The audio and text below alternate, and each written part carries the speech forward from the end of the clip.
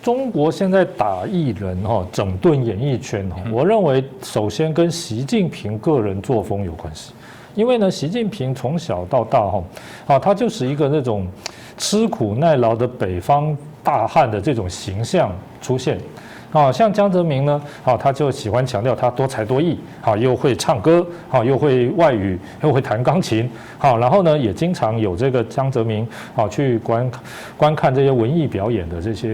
这个片段嘛意思就是说，他就要让大家觉得他什么都会，多才多艺。你们台上专业艺人，可是呢，我也可以来两下子。这个中国古代对于这些知名的这些人物是有一种这种传统，就是叫做票戏票友就是他不是真的会唱京戏，可是他也可以唱个两句这称为票友这被认为是一种非常风雅非常这个了不起的一种行为。可是呢习近平不是这样，习近平就强调说，他从小到大就是对这些文艺的这些上流社会的东西他根本一窍不通他也不想去了解，他就是一个苦干实干的一个这个人物所以呢，他的神话就有什么扛了很多的麦子，什么十里山路不换肩这种非常强壮、非常粗犷的一个这个形象。实际上后来有人去考察说，实在不太可能了他讲那个地方没有这个情况所以呢，第一个就是他个人呢自己恐怕从来就对这个演艺圈这种花美男这种非常这个年轻英俊的这些这个演艺人员恐怕他心里面就不太认同的，觉得这些好像钱来得很容易觉得不是一个赚钱的正道。他本人的这种心态呢，我相信这是一个非常主要的这个地位。因为就我个人比较关心这个中国领导人动向，我很少看到这个习近平说去参观什么文艺表演还是说有从事一些比较轻松的活动等等就算是以中国领导人的标准，都算是很少的。那第二个呢，就是现在中国演艺圈老实说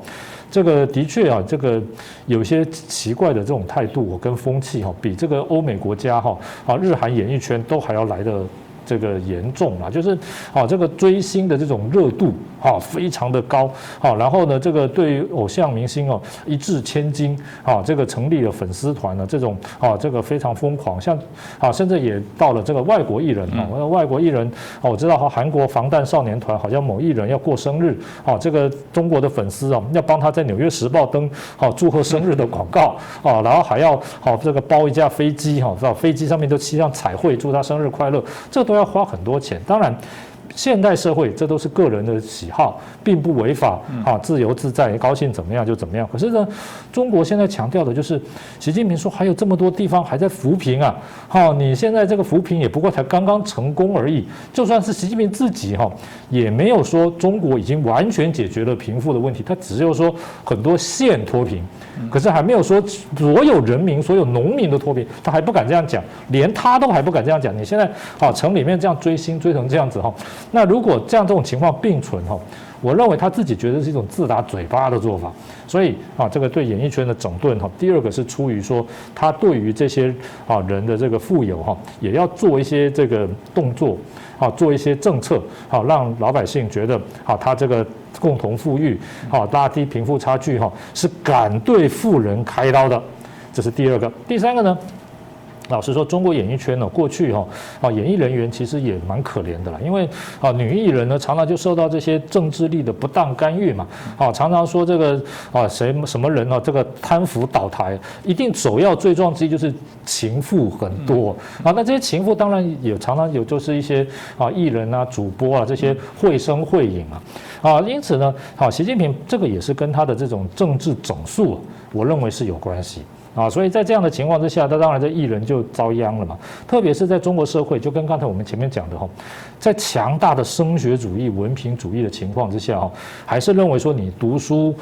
考研走正途这个才是正道。你说我靠我自己的才艺这个另谋蹊径这个成为知名的艺人唱歌或者是参加戏剧演出中国社会还是有相当大一部分人认为说这不是正途，这不是正道。那习近平只不过就是呼应了这些人的想法，所以在这样的情况之下，一方面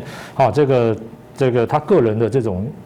天生的这种倾向就是不喜欢这些艺人，啊，另外一方面呢，这个拉低这个贫富差距，啊，这个让这个扶贫工作不要看起来好像很可笑，啊，另外一方面呢，又是这个呼应社会上非常强大的这个文凭主义、升学主义。其实就我这种年纪的人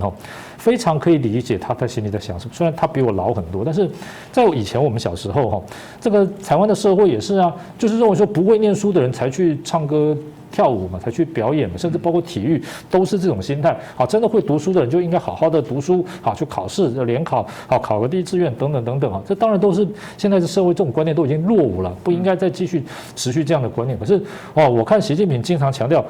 不忘初心啊，牢记使命。我认为他是要复古的。好，这个在中国历朝以来脱古改制。这种是常见的，就是说古代多好多好，所以借由学习古代来改变现在的制度这个在每一个朝代所谓要改革要变法的人，几乎都是这种观念所以我看这个习近平的这个做法，其实也是有很多的这个面向跟这个目的的。